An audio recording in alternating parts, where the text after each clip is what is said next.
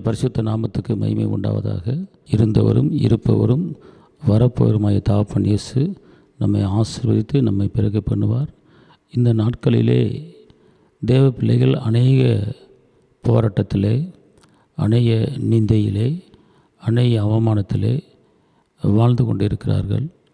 அவர்களுக்கு இயேசப்பா விடுதலை கொடுக்கும்படி, விசாரிக்கும்படி, ஆற்றி தேற்றும்படி விரும்புகிறார்.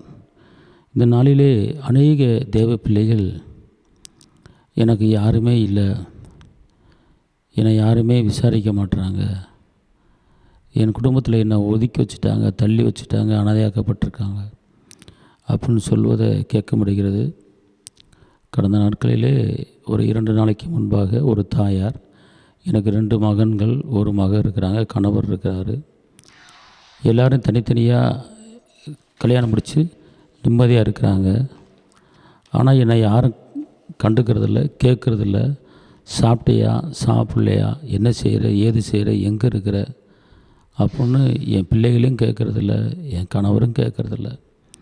நான் ஒரு அனாதை போல் வாழ்ந்துக்கிட்டு இருக்கேன் அப்படின்னு சொல்வதை கேட்க முடிகிறது. இன்றைக்கி ஒரு பெத்த தாய் பெற்று வளர்த்து ஆளாக்கி படிக்க வச்சு ஒரு நல்ல நிலைமைக்கு கொண்டு வந்து கல்யாணம் முடித்து வைக்கிறாங்க. ஆனால் கல்யாணம் முடித்து வச்சுட்டு தான் மனைவி தான் பிள்ளைங்க அப்படின்ட்டு போயிடுறாங்க. அந்த தாயை கவனிக்கிறதில்ல, கண்டுக்கிறதில்ல, விசாரிக்கிறதில்ல. தாய் இல்லாமல் இன்றைக்கி ஒரு மகன் வருவது கிடையாது.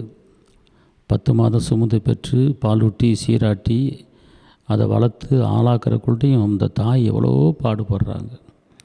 பலவீன நேரத்தில் ஆஸ்பத்திரிக்கு தூக்கிட்டு ஓடுறாங்க, ரத்தம் கொடுக்குறாங்க, எவ்வளோ பாடுகள் போட்டு பிள்ளைகளை வளர்க்குறாங்க. ஆனால் அந்த பிள்ளைகள் தாயை கண்டுக்கிறதில்ல. அன்பார்ந்தவர்களே, இப்படிப்பட்ட அநேக தாய்மார்கள் இந்த நாட்களிலே அநேக இடங்களிலே இருப்பதை கேள்விப்பட முடிகிறது. என்னிடத்தில் ஒரு தாயார் வேதனைப்பட்டு அழுது சொன்னாங்க, எனக்கு 2 மகன்கள் இருக்கிறாங்க, ஒரு மகன் இருக்கிறாங்க, என் கணவர் எங்கேயோ வெளியூரில் வேலை பார்க்குறாரு, என்னை கண்டுக்கிறதில்ல. அப்படி சொல்லும்போது வேதனையாக இருக்குது. ஆனால் அவர் சொல்லுகிற ஒரு காரியம், ஆனால் எனக்கு நான் சாப்பிட்டியா சாப்பிட்லையா அப்படின்னு சொல்லி விசாரிக்க யாரும் இல்லை, ஆனால் ஒருத்தர் இருக்கார், அவர் தான் இயேசு என்று அவர்கள் சொன்னார்கள். அன்பார்ந்தவர்களே, நான் உன்னை விசாரிக்கிறபடியால் உன் கவலையெல்லாம் என் மேலே வச்சிரு என்று இயேசப்பா சொல்கிறாரு. இந்த நாளில் இப்படிப்பட்ட இந்த தாயாரை போல் அநேக இன்றைக்கி வயதானவர்கள் இன்றைக்கி இருக்கலாம். ஆனால் நல்லா தெரிஞ்சுக்கொள்ளுங்க, அவனவனுக்கு தக்க கிரியை அவனவனுக்கு கூட பரலோகத்துக்கு வருகிறது. இந்த பூமியிலே நாம் உதவி செய்யும்போது, ஒருத்தரை பராமரிக்கும் போது, ஒரு தேவைகளை சந்திக்கும் போது, அதுதான் ஒரு கிரியை பார்த்துக்கொள்ளுங்க. அந்த கிரியை நமக்கு இருந்தால் நம்ம கண்டிப்பான முறையில் பரலோகத்துக்கு என்ன செஞ்சிடலாம், வந்துடலாம். நம்ம செத்த பிற்பாடு, மரித்த பிற்பாடு நம்முடைய சொத்தோ சுகமோ காசோ பணமோ இடமோ ஆஸ்தியோ அந்தஸ்தோ எதுவுமே கூட வரப்போகிறது கிடையாது. ஆனால் நம்ம கூட ஒன்றே ஒன்று வருது, என்ன தெரியுமா? அவனுக்கு தக்க கிரியை அவனோடு கூட பரலோகத்துக்கு வருகிறது என்று வேதம் சொல்லுகிறது. அன்பார்ந்தவர்களே, இந்த பூமியில் நம்ம இருக்கும்போது பசி உள்ளவர்களுக்கு ஆகாரம் கொடுக்கணும், வஸ்திரம் இல்லாதவங்களுக்கு வஸ்திரம் கொடுக்கணும், கவலைப்படுறவங்களை பார்த்து விசாரிக்கணும். இதுதான் பரலோகத்துக்கு போகிறதுக்கு உண்டான வழிகாட்டி. அப்போ இந்த நாட்களில் இப்படிப்பட்ட அநேக தேவ பிள்ளைகள் வாழ்கிறாங்க. ஆனால் அவர்களுக்கு ஏசப்பா சொல்கிறாரு, சங்கீதம் 142:4, வலதுபுறமாய் கண் நோக்கி பாரும், என்னை அறிவார் ஒருவரும் இல்லை, எனக்கு அடைக்கலமில்லாமல் போயிற்று, என் ஆத்துமாவை விசாரிப்பர் ஒருவரும் இல்லை. சங்கீதக்காரன் தாவீது சொல்லுகிற காரியத்தை கவனிங்க. சங்கீதம் 142:4, வலதுபுறமாய் கண்ணோக்கி பாரு, என்னை அறிவார் ஒருவரும் இல்லை, எனக்கு அடைக்கமில்லாமல் போயிற்று, என் ஆத்துமா விசாரிப்பர் ஒருவரும் இல்லை. இன்றைக்கி இப்படிப்பட்ட குடும்பம் இருந்தும், பிள்ளை இருந்தும், கணவன் இருந்தும், வீடு இருந்தும், ஆஸ்தி இருந்தும், சொத்து இருந்தும், இன்றைக்கி விசாரிக்கிறதுக்கு ஆள் இல்லாமல் அநேக மனிதர்கள் வாழ்ந்து கொண்டு இருக்கிறார்கள். விசாரிக்க ஆள் இல்லாமல் அநேக மனிதர்கள் வாழ்ந்து கொண்டு இருக்கிறாங்க. அன்பார்ந்தவர்களே, இன்றைக்கி தாய் தப்புன்னு நீங்கள் இருக்கலாம், நீங்கள் ஒரு வேலை பார்க்கலாம், ஆனால் கடைசி காலத்துக்கு உங்களை பராமரிக்கன்னு சொல்லி நீங்கள் உங்களுக்குன்னு ஏதாவது ஒரு காசு சேர்த்து வச்சா நல்லாயிருக்கும். அன்பார்ந்தவர்களே, ஏன்னா பெற்ற பிள்ளைகள் நம்மளை பார்ப்பாங்க, பராமரிப்பாங்க, நம்ப முடியாது. பெற்ற பிள்ளைகள் அனாதை இல்லத்தில் சேர்க்க வேண்டிய நிலைமை இருக்கிறது, முதியோர் இல்லத்தில் சேர்க்க வேண்டிய நிலைமை இருக்கிறது. அதுக்கு தான் இன்றைக்கி எத்தனையோ கவர்மெண்ட்டில் வேலை பார்க்குற பெரியவங்க பென்ஷன் பணத்தை வச்சு என்ன செய்கிறாங்க, குடும்பம் நடத்துகிறாங்க. யார் கையை நம்பலை. ஒரு சில பேர் சொல்கிறாங்க, எனக்கு பென்ஷன் வருது, அதை வச்சு நான் சாப்பிட்டு நிம்மதியாக இருக்கிறேன், எந்த மகன் கையை நம்பி நான் இல்லை அப்படின்னு சொல்கிற ஆளுகளையும் பார்க்குறோம். ஆனால் எல்லோரும் கவர்மெண்ட் ஸ்டாஃபில் வேலை பார்த்தவங்களும் பென்ஷன் வரும். எல்லோரும் அப்படி இருக்க முடியாது. மற்றவங்க என்ன செய்வாங்க? அதனால் அன்பார்ந்தவர்களே, நீங்கள் என் பிள்ளை, என் குடும்பம் அப்படின்னு சொல்லி நீங்கள் கஷ்டப்பட்டு பிள்ளைகளை வளர்த்து ஆளாக்குறீங்க. ஆனால் உங்களுக்குன்னு எதுவுமே சேர்த்து வைக்கிறதில்ல. ஆனால் இந்த நாட்களில் நீங்கள் உங்களுக்குன்னு சேர்த்து வைங்க. இந்த இருதயம் திருக்குறள் இருதயம் பார்த்துக்கொள்ளுங்க. இருதயம் திருக்குறள் இருதயம். ஒரு நிலையான அன்பு, நிலையான சமாதானம் இருக்காது. அதனால் இந்த நாட்களிலே பெரியவர்கள் பிள்ளைகளை கட்டி கொடுத்தவர்கள் உங்களுக்குன்னு ஒரு சின்ன ஒரு சேமிப்பை வச்சுக்கிட்டிங்கன்னா கடைசி காலத்தில் நீங்கள் வாழ்கிறதுக்குண்டான வழியை உருவாக்கும். கர்த்தர் கைவிட மாட்டார். இருந்தாலும் நம்ம கொஞ்சம் ஞானமாக என்ன செய்யணும், இருக்கணும். இப்படிப்பட்ட அநேக தாய்மார்கள் இந்த மாதிரி என்கிட்ட ஜெபிங்க, நான் அனாதையாக்கப்பட்டிருக்கிறேன், ஒதுக்கப்பட்டிருக்கிறேன், என் பிள்ளையை கவனிக்கலை, நான் ஒரு சின்ன வீட்டில் குடியிருக்கிறேன் அப்படி சொல்கிறதெல்லாம் நம்ம பார்க்குறோம். அதனால் இந்த நாட்களிலே இன்றைக்கி வலதுபுறமாய கண் வைக்க பாரும், என் அறிவார் ஒருவரும் இல்லை. வசனத்தை பார்த்தீங்களா? சங்கீதம் 142:4 என்னை அறிவார் ஒருவரும் இல்லை, அவர் அறிந்து கொள்ள இன்றைக்கி ஒருவரும் இல்லை. இன்றைக்கி எத்தனையோ மனிதர்கள் இப்படி வாழ்ந்து கொண்டு இருக்கிறாங்க. நம்மளை அறிந்து கொள்ள, நம்மளை தெரிந்து கொள்ள, நம்ம புரிந்து கொள்ள. நீ சாப்பிட்டியா, சாப்பிடலையா, என்ன செய்கிற, ஏது செய்கிற, எங்கே இருக்கிற, அப்போ நம்மளை ஒரு விசாரிக்கிறதுக்கு ஒரு ஆள் கிடையாது. குடும்பம் இருக்குது. இன்றைக்கி அனாதையாக்கப்பட்டு, ஒதுக்கப்பட்டு, தள்ளப்பட்டு வாழ்கிற எத்தனையோ தாய்மார்கள், முதியோர்கள் வாழ்ந்து கொண்டு தான் இருக்கிறார்கள்.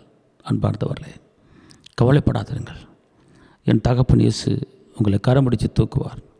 மாறாக எனக்கு அடைக்கலம் இல்லாமல் போயிற்று என்று வேதம் சொல்கிறது. என்னை பாதுகாப்பு, என்னை தங்குறதுக்கு ஒரு அடைக்கலம் இல்லை. என்னை என் ஆத்துமாய் விசாரிக்க ஒருவரும் இல்லை. இன்றைக்கி இப்படிப்பட்ட சூழ்நிலையில் வாழுகிற எத்தனையோ மக்கள் இருக்கிறாங்க. சங்கீதம் 142:4 வலதுபுறமாய் கண் வைக்க பாரும், என்னை அறிவார் ஒருவரும் இல்லை, எனக்கு அடைக்கலம்பல் இல்லாமல் போயிற்று, என் ஆத்துமா விசாரிப்பவர் ஒருவரும் இல்லை. அன்பார்ந்தவர்கள், இன்றைக்கி யார் உங்களை கைவிட்டாலும் என் தகப்பன் இயேசு உங்களை கைவிட மாட்டார். தாய் மறந்தாலும் நான் உங்களை மறக்க மாட்டேன் என்று வாக்கு பண்ணுகிறார். ஸ்திரீயானவள் தன் பாலகனை மறந்தாலும் நான் உன்னை மறக்க மாட்டேன், நீ பலம் கொண்டு திடமனதார். இப்படிப்பட்ட ஒதுக்கப்பட்ட நிலைமை இருக்கிற அநேக குடும்பத்தாரே கவலைப்படாதிருங்கள். மாறாக இன்னொரு வசனத்தை நான் வாசிக்கிறேன்.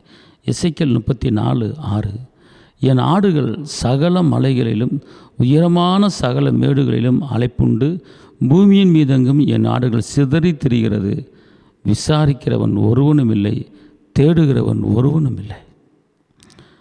ரொம்ப அருமையான ஒரு வார்த்தை பாருங்கள். எசேக்கியேல் 34:6 என் ஆடுகள் சகல மலைகளிலும் உயரமான சகல மேடுகளிலும் அலைப்புண்டு பூமியின் மீதெங்கும் என் ஆடுகள் சிதறி திரிகிறது, விசாரிக்கிறதுக்கு ஒருவனும் இல்லை, தேடுகிறதுக்கு ஒருவனும் இல்லை. இந்த நிலைமையில் வாழுகிற எத்தனையோ மனிதர்கள் இந்த நாட்களில் இருக்கிறாங்க. சகல மலைகளிலும் உயரமான சகல மேடுகளிலும் அலைஞ்சு திரிகிறாங்க. எங்கே போகிறது, எங்கே வர்றது, எங்கே வேலை பார்க்குறது, எங்கே வேலை பார்க்க, என்ன செய்கிறது. பூமியின் மீதெங்கும் என் ஆடுகள் சிதறி திரிகிறது. இந்த பூமியில் இப்படிப்பட்ட விசாரிப்பற்று கஷ்டப்படுகிற நிறைய தேவ பிள்ளைகள் சிதறி திரிகிறாங்க. விசாரிக்கிறதுக்கு ஒருவரும் இல்லை, தேடுகிறதுக்கு ஒருவரும் இல்லை. தேடி பார்க்கலை, எங்கே போயிட்டாங்க, என்ன செய்கிறாங்க, எதை செய்கிறாங்கன்னு தேடி பார்க்கல. அன்பார்ந்தவர்களே, இந்த நாட்களிலே ஒரு குடும்பத்திலே ஒரு நல்ல வேலை பார்த்துக்கிருந்த ஒரு தம்பி திடீரென்று அவருக்கு முடியாமல் போச்சு. ஒரு சகோதரி வீட்டில், கூட பிறந்த சகோதரி வீட்டில் தங்கியிருந்தார். ஒரு மாதம் கவனித்தாங்க, அடுத்து கவனிக்க முடியல. ஏன்டா இங்கே இருக்கிற வீட்டை விட்டு வெளியே போடா, வீட்டை விட்டு வெளியே போடான்னு சொல்லி ஓயாமல் அந்த அவங்க கூட பிறந்த சகோதரி கணவர், ஏன் இப்படி வெட்டிச்சோறு சாப்பிட்டுக்கிட்டு இருக்க, எத்தனை நாளைக்கு நாங்கள் சோறு போடுறது, வெளியே போ, வீட்டை விட்டு போ, வெளியே போ அப்படின்னு சொன்னோன்னா, அந்த ஒரு முடியாத நிலைமையில் இருக்கிற அந்த தம்பி திடீரென்று வீட்டை விட்டு காணாமல் போயிட்டார். காணாமல் போன உடனே இன்னொரு மூத்த சகோதரி எங்கே விட்ட, என் தம்பி எங்கே விட்டேன்னு சொல்லி அவங்களோட இவங்க சண்டை போட, கடைசியில் அவங்க மனம் கசந்து அழுகிறாங்க. ஐயோ, என் தம்பியை நான் தேவையில்லாமல் பேசிட்டேனே, அவன் எங்கே இருக்கானோ ஏது இருக்கானோ, இப்போ சாப்பிட்டானோ சாப்பிடலையோ, என் கூட பிறந்தவனே ரத்த பாசமே, அம்மா கிடையாது அப்பா கிடையாது, என் தம்பி எங்கே வாழ்கிறானோ அப்படின்னு சொல்லி கதறி அழுகிறார்கள். இருக்கும்போது கவனிக்கலை, ஆனால் போன பிற்பாடு கத்துறாங்க. அவன் எங்கே இருந்தாலும் வரணும்னு சொல்லி என்கிட்ட ஒரு ஃபோன் போட்டு ஜெபம் பண்ண சொன்னாங்க. ஏம்மா, எவ்வளோ பெரிய தவறு பண்ணியிருக்கீங்க. ஒரு மனிதனுக்கு ஒரு ஆத்மாவுக்கு ஆகாரம் கொடுக்க முடியாது அவங்களால. இருந்தாலும் என் தகப்பன் இயேசு கைவிட மாட்டார். உங்கள் தம்பி வருவார், எண்ணி 21 நாளில் உங்கள் தம்பி வீடு தேடி வருவார் அப்படின்னு சொல்லி ஜெபம் பண்ணி நான் அவளை ஆற்றி தேற்றி சமாதானப்படுத்தி ஜெபிச்சு விட்டேன். நான் அதுக்கப்புறம் நான் பணிவிடை தூதர்களுக்கு கட்டளை கொடுத்து எபிரேயர் 1:13-14 படி, பணிவிடை தூதர்களே, நீ எங்கே இருக்கீங்க, கடந்து வந்து இந்த அருமையான இந்த மகள் தான் கூட பிறந்த தம்பி காணான்னு அழுகிறாங்க, நீங்கள் உடனே நீங்கள் என்ன செய்யுங்க, அந்த மகன் எந்த ஊரில் இருந்தாலும் உங்களுக்கு தான் தெரியும், எந்த மனுஷனுக்கு தெரியாது, நீங்கள் கண்டுபிடிச்சிருவீங்க, கபரியலை போங்க அப்படின்னு எபிரேயர் 1:13-14 பணிவிடை ஆவிகளுக்கு கட்டளை இட்டதுண்டா என்ற வசனத்தின்படி நான் சொல்லி ஒரு இரவு ஜெபிச்சேன். பார்த்துக்கொள்ளுங்க. ஜெபிச்சு அடுத்து 2 நாளில் அந்த தம்பி வீட்டுக்கு வந்துட்டா. அப்படி உடனே ஃபோன் வந்துருச்சு, என் தம்பி வந்துட்டான்ட்டு. அதாவது நம்ம பராமரிக்கும் போது நம்மளுக்கு தெரியாது அது கூட பிறந்த பிறப்பு அருமை. அதனால் அன்பார்ந்தவர்களே, இதெல்லாம் நம்ம பரலோகத்துக்கு போகிறதுக்கு வழி பார்த்துக்கொள்ளுங்க. பசியாக கூட ஆகாரம் கொடுக்கணும், வஸ்திரம் இல்லை வஸ்திரம் கொடுக்கணும். இதுதான் பரலோகத்துக்கு வழிகாட்டி. நான் காவலில் இருந்தே என்னை யாரும் பார்க்க வரல. இதெல்லாம் நம்ம செஞ்சால் தான் பரலோகத்துக்கு போக முடியும். அதனால் தான் இன்றைக்கி தேவ பிள்ளைகள் நாமித்தும் ஒரு கலசம் தண்ணி கொடுத்தாலும் அதுக்குண்டான பலனை அடையாமல் போனதில்லைன்றார் ஏசப்பா. அதனால் அன்பார்ந்த தேவ பிள்ளைகள்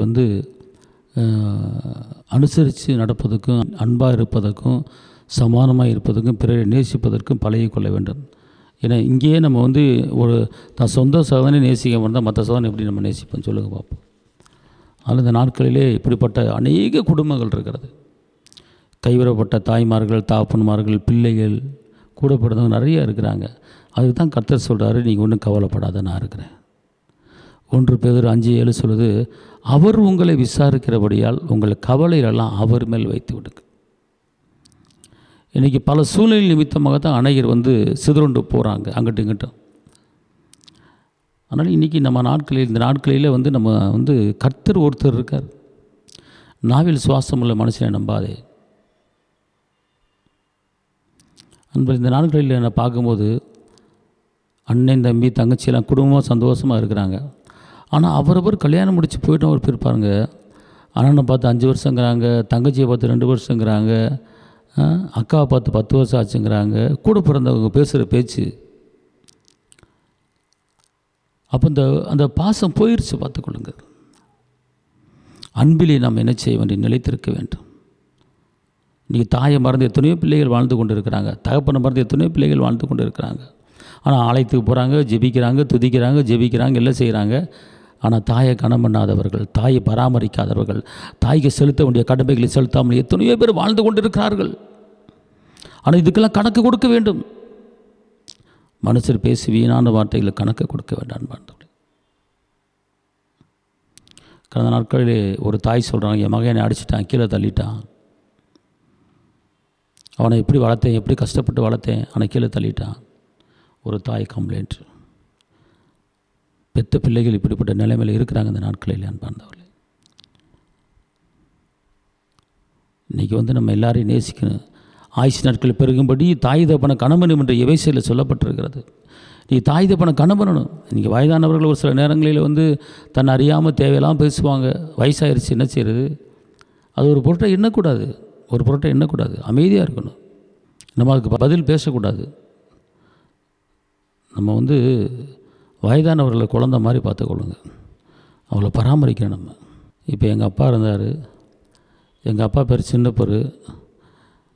அப்போ நாங்கள் போயிட்டு லேட்டாக வந்தேன்னா சரி, 10 மணிக்கு நைட்டு வந்தேன்னா சரி, அவர் தோணு எங்கே போனேன், ஏது போனேன், எவனை பார்க்க போனேன், எங்கே சுற்ற போனேன், ஊரை சுற்றி அப்படி இப்படின்னு சொல்லி வைவார். பார்த்து சொல்லுங்கள். ரசிக்கப்படாததுக்கு முன்னால் சொல்கிறேன் நான். வைவார். கோயிலுக்கு போக மாட்டான், சர்ச்சுக்கு போக மாட்டான், பூசைக்கு போக மாட்டான், ஜெபம் பண்ண மாட்டான், ஊரை சுற்றிட்டு வர்றான். இவன் மனுஷனாவே நீலாம் எப்போ பரவாத்து போவ பூச்சா கையா உயர்னு கிட்டத்தட்ட 10 மணிக்கு ஆரம்பித்தானா 11 மணிக்கு முடிப்பார். நான் பொறுமையாக கேட்டுக்கிட்டு அமைதியாக இருப்பேன், ஏற்று பேச மாட்டேன். அப்போவே அந்த சுவாபம் எனக்கு இருந்துச்சு. ஏன்னு கேட்டால் தாய் தப்பனை ஏற்று பேசக்கூடாது, கீழ்ப்படின்னு. இன்றைக்கி அப்படி நான் வளர்க்கப்பட்டு வந்தனால தான் இன்றைக்கி ஆண்டவர் ஒரு ஊழியக்காரனை வச்சுருக்கிறார். தாய் தப்பன் வையத்தான் செய்வாங்க, திட்டத்தான் செய்வாங்க. நம்ம அதை பொறுமையாக கையாளணும். சரி என்று கீழ்ப்படிந்து அமைதியாக போகணும், ஏற்று பேசக்கூடாது, கீழ்ப்படுதல் வேணும். இன்றைக்கி ஒரு ஸ்கூலில் டீச்சர் கீழ்ப்படுகிறோம், ஒரு வாத்தியாருக்கு கீழ்ப்படுகிறோம், ஒரு லெக்சருக்கு கீழ்ப்படுகிறோம், லெக்சரை பார்த்து பயப்படுறோம். ஆனால் தாயை பார்த்து தாப்பனை பார்த்து பயப்படுற, தாயை பார்த்து அலட்சியம் பண்ணுறாங்க, தாப்பனை பார்த்து அலட்சியம் பண்ணுறாங்க. உலக மனிதர்களுக்கு பயப்படுறோம், ஆனால் தாய்க்கு பயப்படுறதில்ல, தாப்பனுக்கு பயப்படுறதில்ல, கடவுளுக்கு பயப்படுறதில்ல. இன்றைக்கி கர்த்தர் உங்களை ஆற்றித்தட்டு அரவணைக்கிறார். இப்படிப்பட்ட பிள்ளைகளுக்கு கர்த்தர் சொல்கிற காரியம், நான் உங்களை விசாரிக்கிறபடியால் உங்கள் கவலைகளை என் மேலே வச்சுருங்க அப்படிங்கிறார். இன்னொரு வசனம் சங்கீதம் 68:5 சொல்கிறது, தம்முடைய பரிசுத்த வாசத்தில் இருக்கிற தேவன் திக்கற்ற பிள்ளைகளுக்கு தகப்பனும் விதவைகளுக்கு நியாயம் விசாரிக்க நம்ம இருக்கிறார். சங்கீதம் 68:5 சொல்கிறது, தம்முடைய பரிசுத்த வாசத்தில் இருக்கிற தேவன் திக்கற்ற பிள்ளைகளுக்கு தகப்பனுக்கும் விதவைகளுக்கும் நியாயம் விசாரிக்கிறார் இருக்கிறார். அன்பார்ந்தவர்களே, நியாயம் விசாரிக்கிற கர்த்தர். இன்றைக்கி ஒரு தாயை கண்டுக்காமல் கவனிக்காமல் இருந்தோம்னா மகன்கிட்ட கர்த்தர் நியாயம் கேட்பார். உன் பெத்த தாயை கவனிக்காமல் இருந்தால் என்ன செஞ்ச எனக்கு நியாய தீர்ப்பில் நியாயம் விசாரிப்பார். நம்ம நிற்கணும், பதில் சொல்லணும். நியாயாதிபதி நியாயம் விசாரிப்பார். இன்றைக்கி தாய் தப்பனை கணவன்னு வசனம் இருக்குது. அப்போ கணம் என்ன விலை என்றால் விசாரணை இருக்கிறது, நியாயாதிபதி இருக்கிறார். அவர் சொல்கிறாரு, நான் நியாயம் விசாரிக்கிறவா இருக்கிறேன். அவர் யாருக்கு நியாயம் விசாரிப்பாரா? திக்கற்ற பிள்ளைகளுக்கும் தகப்பனுக்கும் விதவைகளுக்கும் நியாயம் விசாரிக்கிற கர்த்தர். ஆனால் அன்பார்ந்தவர்களே, திக்கற்ற பிள்ளைகளுக்கு செய்ய வேண்டிய கடமைகளை செய்யுங்கள், தகப்பனுக்கு தாய்க்கு செய்ய வேண்டிய கடமைகளை செய்யுங்கள், விதவைகளுக்கு செய்ய வேண்டிய கடமைகளை செய்யுங்கள். இதுதான் தேவ பிள்ளைகளுக்கு உண்டான அடையாளம். இன்றைக்கி கர்த்தர் நம்மளை விசாரிக்கிற கர்த்தராக இருக்கிறார், நம்மளை விசாரிக்கிற கர்த்தராக இருக்கிறார். அதனால் யாரும் உங்களை கைவிட மாட்டேன்னு சொல்கிறாரு. ஆனால் நீங்கள் அனாதை அல்ல, திக்கற்றவர் அல்ல, ஒதுக்கப்பட்டவர்கள, தள்ளப்பட்டவர்கள, தாயும் தகப்படும் பார்க்க நம்முடைய தகப்பன் இயேசு இருக்கிறார். ஸ்திரீயானவள் தன் பாலகனை மறந்தாலும் நான் உன்னை மறக்க மாட்டேன் என்று நமக்கு வாக்கு பண்ணியிருக்கிறார். கலங்காதீருங்கள். நான் தள்ளப்பட்டு ஒதுக்கப்பட்டு அனாதையாக்கப்பட்டு இருக்கிறேனே என்று நீங்கள் வேதனைப்பட வேண்டாம். விசாரிக்க நம் தகப்பன் இயேசு இருக்கிறார். சாம்பலுக்கு பதிலாக சிங்காரத்தை கொடுக்கிற கர்த்தர் உங்களை தலைநிமிர பண்ணுவார். கவலைப்படாதிருங்கள். கர்த்தர் உங்களை கொண்டு பெரிய காரியங்களை செய்வார். விசாரிக்கிற இயேசு நமக்கு இருக்கிறார். உங்களுக்கு நான் ஜெபிக்கிறேன். தகப்பனே இயேசுவே, உண்மை நன்றி உள்ளத்தோடு துதிக்கிறேன், ஸ்தோத்தரிக்கிறேன். உன்னதரைமை துதிக்கிறேன், உயர்ந்தவரைமை துதிக்கிறேன், அற்புதரைமை துதிக்கிறேன், அதிசயரைமை துதிக்கிறேன், ஆறுதலைமை துதிக்கிறேன், கேடகமைமை துதிக்கிறேன், பெலனைமை துதிக்கிறேன், கோட்டையமை துதிக்கிறேன். தாப்பனை இந்த நாளிலும் கூட திக்கற்ற பிள்ளைகளுக்கும் அனாதைகளுக்கும் விதவைகளுக்கும் ஆண்டவரை நீர் ஆண்டவரை பரிந்து பேசுகிற கர்த்தர், நியாயம் செய்கிற கர்த்தர். இப்படிப்பட்ட தேவை பிள்ளைகளுக்கு நியாயம் செஞ்சு ஆண்டவரே பிள்ளைகளை கரம் பிடித்து நடத்துங்க, தேவைகளை சந்திங்க. ஆண்டவரே தாய் தாப்பனே, ஆண்டவரே கத்தாவை ஆதரிக்காத ஆண்டவரே பிள்ளைகளை ஆதரிக்க வைங்க தாப்பனே, தாய் தாப்பனை கணவனை வைங்க தாப்பனே, திக்கற்ற பிள்ளைகளுக்கு உதவி செய்ய வைங்க தாப்பனே. நினைப்பதுக்கு வேண்டுவதற்கு மேலான காரியங்களை செய்யுங்க, ஆசீர்வதிங்க, பலப்படுத்துங்க. இயேசுவின் நாமத்தில் பிதாவே, ஆமென். கர்த்தர் உங்களை ஆசீர்வதிப்பார். எல்லா புகழும் இயேசுவுக்கே. ஹல்லேலூயா. தேவனுக்கே மகிமை.